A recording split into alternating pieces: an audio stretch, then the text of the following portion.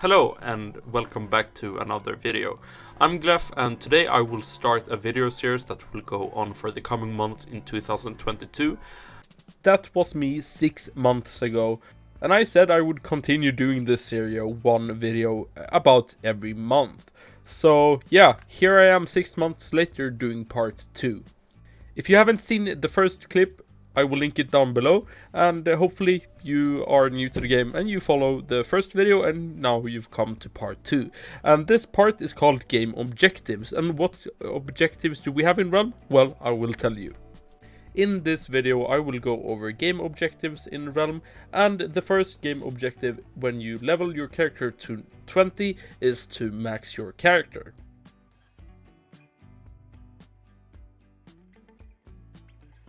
And alongside maxing your character, you will also be looking out for getting better gear for your character.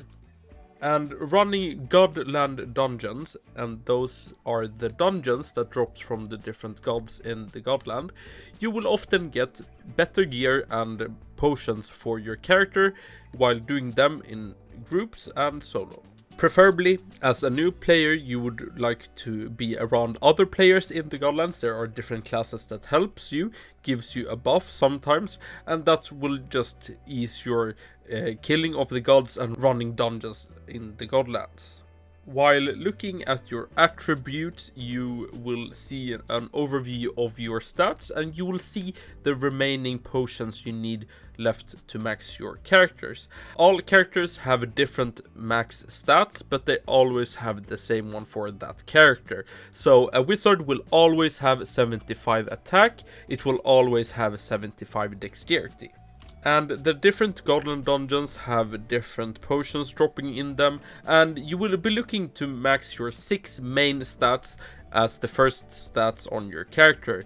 Then HP and mana will be the focus later on when you are maxed 6 out of 8. Let's do a brief overview of all the different rainbow stats we have, and those are the 6 main stats I talked about. The first one is called defense, and of course this helps your defense get up. While getting more of this, you take less damage from bullets around, so this is a very important stat to keep your character alive.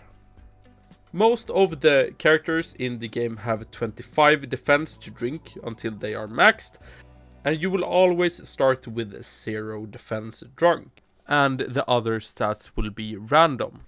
The main dungeon for defense in the Godlands is the Toxic Sewers and Abyss of Demons. The Toxic Sewers drops from the Slime God, and it's a semi-hard dungeon, but the boss will drop the defense stat, which is highly sought after. The Abyss of Demons is a dungeon that has a good chance on giving you a defense potion at the boss, but it will always have a guaranteed vitality potion, but sometimes there will be a defense potion as well. And the Abyss of Demons drops from the white demons in the Godlands.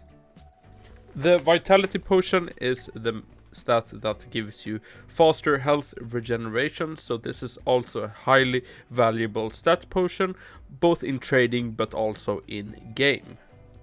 And the Vitality will also reduce your time in combat, and in combat is a feature where you get hit, your pet and your health regeneration is getting lowered by 50%, so getting a lot of vitality on your character will have a less time in that phase. The Vitality Potion can also be gathered from the Cursed Library in the Godlands, and that dungeon drops from the Beholder, and that dungeon also has a chance on dropping Wisdom as well. So that is a great dungeon to get both of the Vitality and Wisdom Potion.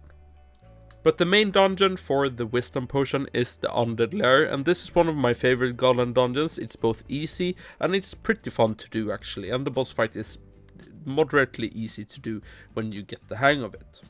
Wisdom is the stat that gives you faster mana regeneration, and this is affected by the in-combat system, but it's not that important in game. It's important to get you maxed, because you want to be 8/8 in the end of your character's life, but the wisdom isn't that important, but your mana regeneration for some classes are more important than other classes.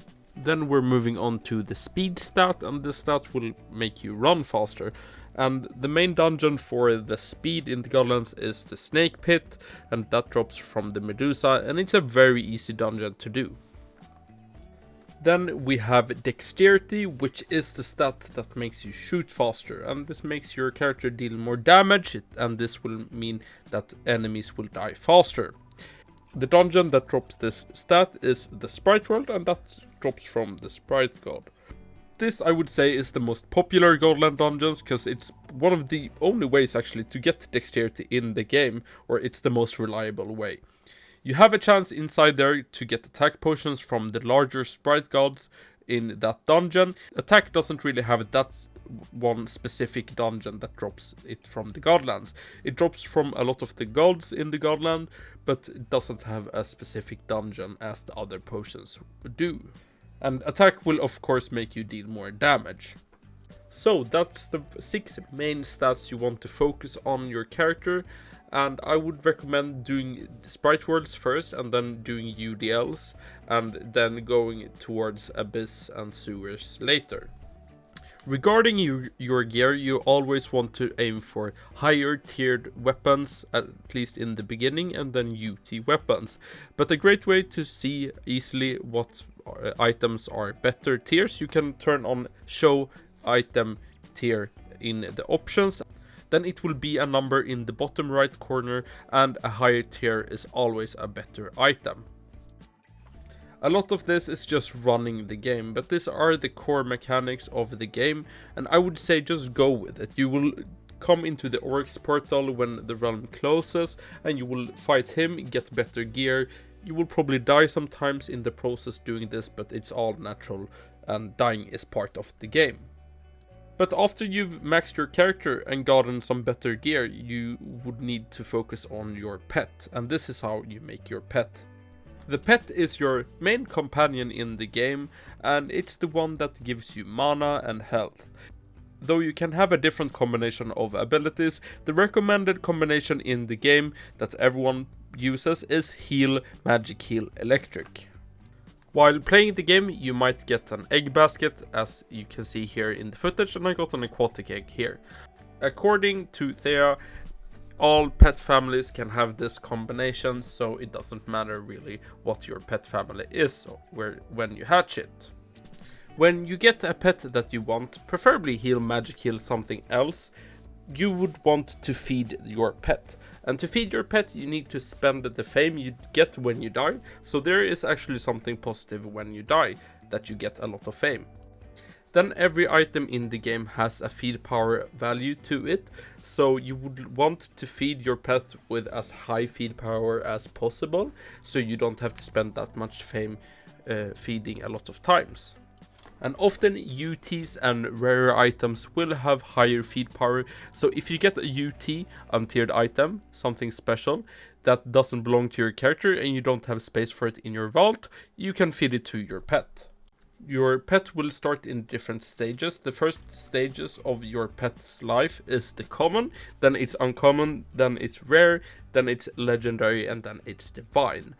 And to get it to another level, you have to max 2 of the common pets in 30-30, so the level is maxed, and then you fuse them together with a cost of fame, and then you will need to do that again with 2 maxed uncommon ones, and that will turn into a rare one, and then you do that again. It's a very tedious process, and it takes years to get to the max level of your pet if you don't pay any money for feed power items or other things.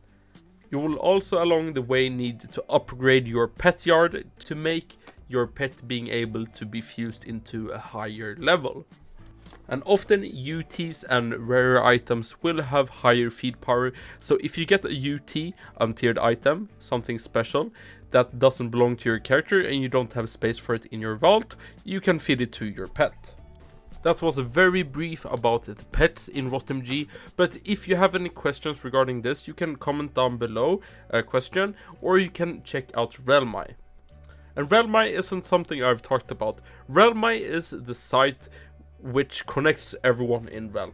It's both a trading platform, it has a wiki, it has a forum page, it can track your guild, your characters. Here you will find information about everything better than I can ever explain in one video. So if you are wondering something about pets, a specific dungeon, or anything regarding the game, you can often find it there on the wiki page. And your account will even have its own RotMG page, as you can see. Here is mine, for example. This was only the part 2 in this series, and there will be more, I promise. The topics for the next parts will be about the different characters and what characters to play in the game, and then I will continue evolving this series into more parts. As this episode took a long while to edit, I would appreciate a like on the video, and if you're new here and new to the game, consider subscribing to my channel. I won't I do not plan to quit making realm content, and there aren't that many on YouTube right now, so if you want to watch realm content, I think I am the best option right now, at least. Check out my other videos, my PP videos if you're new, those are pretty fun, and I'll see you guys later in another video. Thank you so much for watching, and I will see you later.